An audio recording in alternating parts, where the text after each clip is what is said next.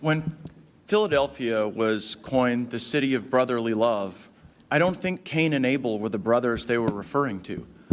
But it seems, if you look at the major crimes in this fair city, they're increasing. The latest Pew report indicates that the number of major crimes, which is the combined tally of violent crime and property crime, has now reached a 20-year high.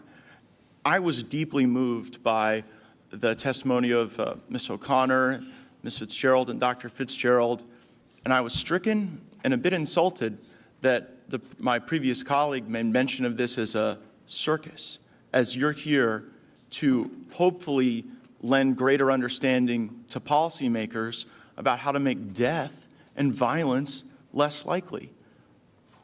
Ms. Fitzgerald, your testimony almost brought Mr. Biggs and I to tears. We are sympathetic criers. But what was it like hearing Ms. Scanlon describe this as a circus? We certainly aren't circus animals. We are people. I'm born and raised in this city. My entire family is here, and this city is suffering. How did you feel, Dr. Fitzgerald? We just met this morning, Ms. Scanlon. However, and with all due respect, we aren't circus animals. My wife, my daughter-in-law, that are here because we've suffered tremendous pain, as you suffered when you were carjacked. I remember reading that article. So I keep very much in tune with what's going on here in the city. We have generations of Fitzgeralds, Marreros, that give back to this city. Her brother-in-law commutes back and forth from the county into the city to the poorest section of this city to give out food to, I'm sorry, your brother, excuse me.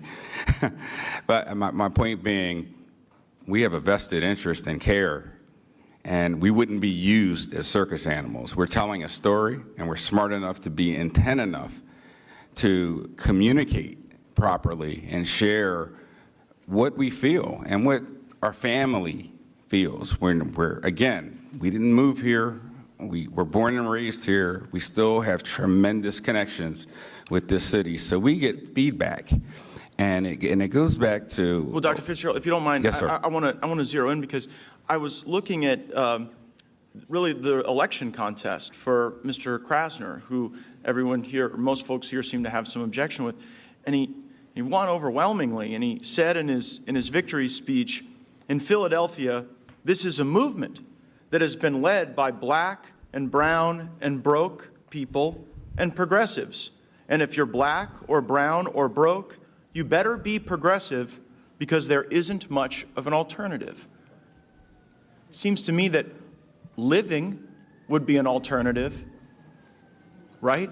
Living is an alternative that is the reality for folks that live in communities like I grew up in West Philadelphia, or in East Division where my wife grew up.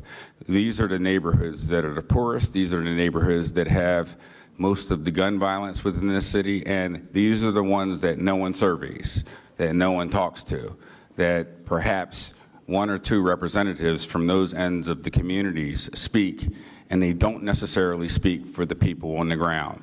Well, I also want to zoom out a little bit, because Mr. Krasner made a remarkable admission in his election victory speech.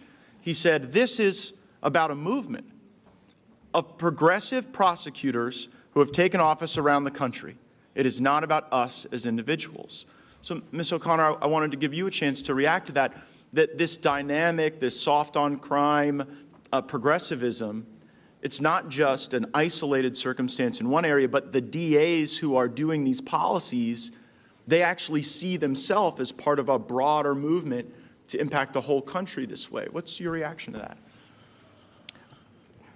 I'm going to try to keep it nice. I think people are delusional. There is no one here in this room that can come at me with any of the facts about Jim's job. These guys are all lengthy past criminals. How can somebody not understand what's going on, that these men, my husband could still be here today if these men were prosecuted the way they should have been and been behind bars over multiple, these guys have combined 8 to 10 murders underneath of them. It's insane. They have been let out and they know this. These are not When people are killed in Philadelphia, people just can't wait to see the rap sheet of the person that did the shooting and how many times they have been let out. It is ridiculous.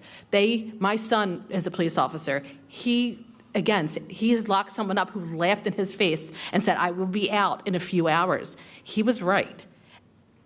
And our district attorney, oh my God, my son was in the police academy, and this man came up to him as he was standing around the hero wall. And he said, "How you doing there, sir?" And my son looked at him like, "Are you crazy?"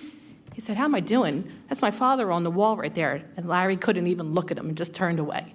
Like, the policy is, everything is totally out of control. And people that respect this man or want to vote for him, let it happen to your family, and then you'll see how you'll feel about everybody walking free and what goes on in this city. I see what the police officers go through. They are scared to do their job. You have nobody going into the academy. Why would they? He is looking to prosecute the police more than keep people in jail where they should be. It's ridiculous. Mr. Chairman, I see my time has expired, but I just wanted to thank all of the witnesses and certainly express my appreciation for the hearing and my understanding that this is no circus. This is a very serious endeavor that is life or death, and I yield back. Chair recognizes the gentleman who's back. Chair recognizes the gentlelady from Pennsylvania. Thank you, Mr. Chairman, and I yield Ms. Scanlon a bit of time, and then I'll get to my questions. Thank you. I just wanted to clarify for our witnesses, and of course Mr. Gaetz knows better, that I was not referring to the witnesses whose pain is very real, and we really appreciate their testimony here and their efforts to try to make the city a better place. I was referring to the actions of our colleagues as being circus-like and of trading on the pain of other people. So thank you, Ms. Dean. I yield back to you.